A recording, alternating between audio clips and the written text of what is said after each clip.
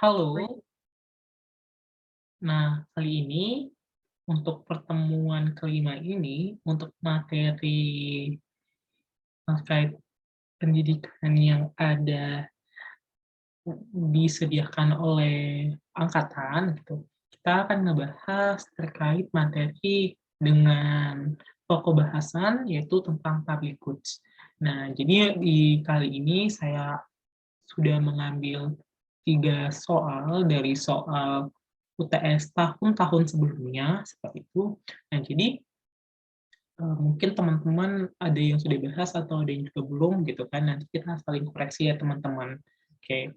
Nah, jadi untuk pertemuan ataupun untuk pertemuan kali ini oleh saya, soal yang pertama yang saya ambil adalah terkait ini teman-teman.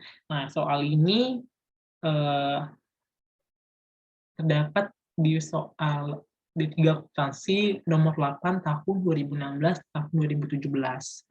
Nah, di soalnya ini dikatakan bahwa, nah, apakah Anda setuju dengan pernyataan bahwa pendidikan dasar di Indonesia merupakan barang publik murni atau impure public goods?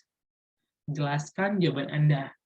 Nah, jadi, sebenarnya kalau untuk menjawab ini mungkin, kita cukup tricky gitu ya teman-teman.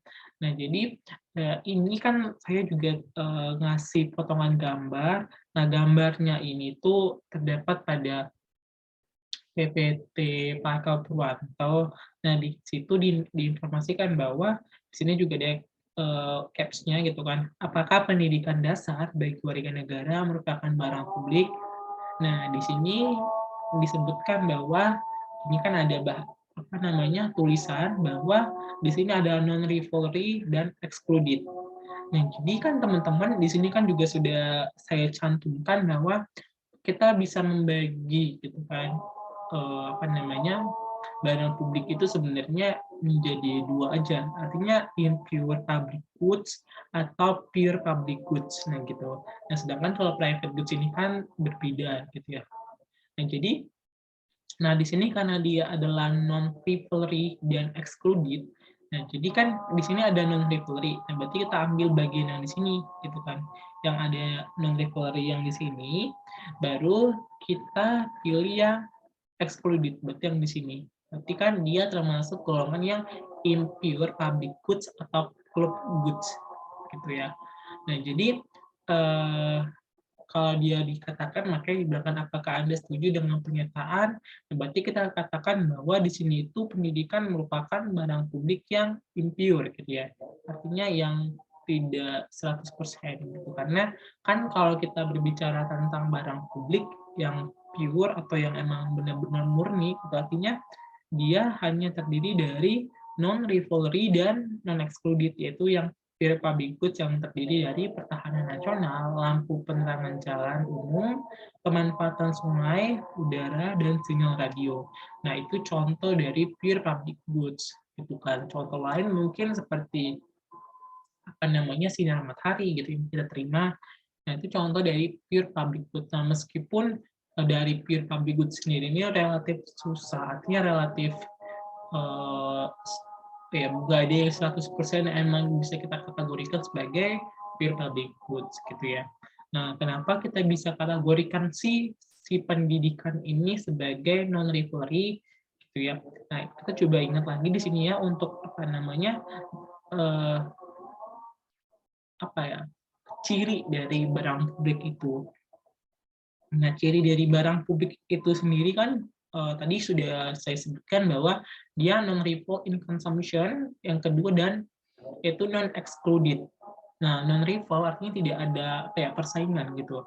Nah, kalau di sini diinformasikan juga bahwa konsumsi oleh seseorang secara umum tidak mengurangi kepuasan atau kenikmatan bagi orang lain untuk mengkonsumsi barang tersebut atau dapat dikonsumsi secara bersama-sama dengan tingkat kepuasan atau kenikmatan yang relatif sama.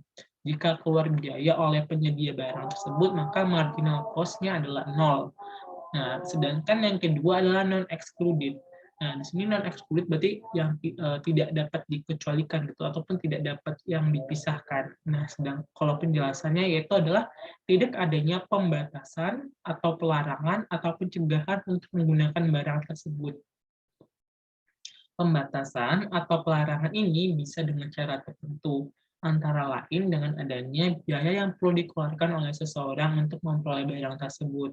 Nah, seperti itu. Nah, jadi kita balik lagi ke soal di sini.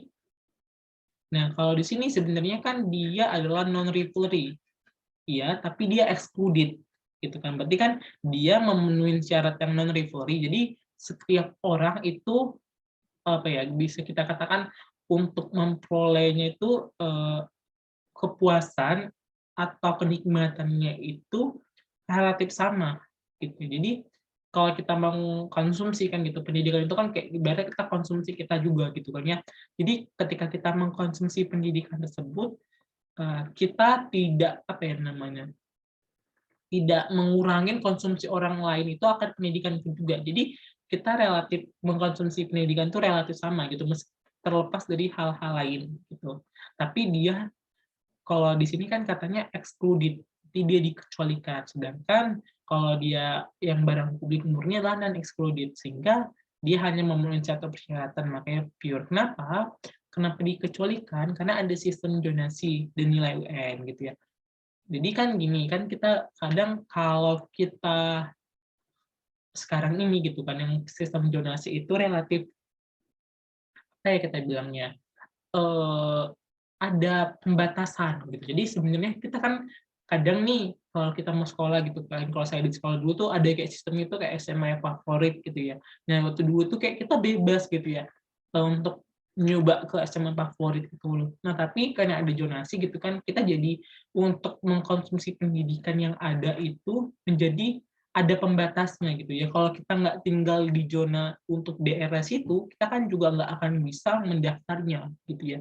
Makanya ketika kita mengenyam pendidikan gitu kan, kita bisa dikecualikan karena adanya sistem tadi zonasi dengan nilai UN gitu ya. Makanya dia sifat yang non excluded ini tuh tidak terpenuhi karena ada tadi yang namanya pembatasan terkait zonasi ataupun nilai UN gitu. Karena kan dulu apa ya, kalau dulu tuh sempet ya kan, kalau kita mau mendaftar SMA gitu ya, SMA kan termasuk apa ya, dasar juga gitu. Artinya bukan sekolah dasar aja, maksudnya pendidikan dasar, karena kan kita wajib sekolah tuh 12 ya, nggak salah. Jadi kita mau daftar SMP pun juga pakai adanya nilai UN gitu. Jadi kadang kan ada yang nilai UN-nya tidak tinggi gitu ya, tidak memenuhi, berarti dia tidak masuk ke sekolah itu. Jadi dia tidak berhak itu.